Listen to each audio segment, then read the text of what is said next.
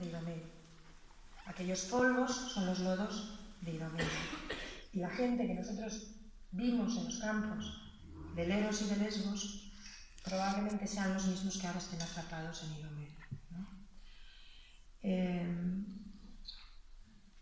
Bueno, y en Lesbos también firmamos la declaración de intenciones. Hemos firmado la declaración de intenciones porque el Gobierno de España no había contestado, cuando nosotros viajamos, no había contestado a nuestra petición de firmar un convenio vinculante con efectos jurídicos para poder llevar adelante nuestro plan de acogida, el que había diseñado el Gobierno valenciano. Firmamos esa declaración de intenciones con un contenido parecido, pero sin efectos jurídicos, ¿eh? Por la noche tuvimos un encuentro con voluntarios de ONGs españolas, entre los que había bomberos, médicos, informáticos, socorristas, fotógrafos, publicistas, pues que se dedicaban a hacer un poco de todo, ¿no? Desde salvamento, vigilancia, dar comidas, pues todo lo que en un campo hace falta, ¿no?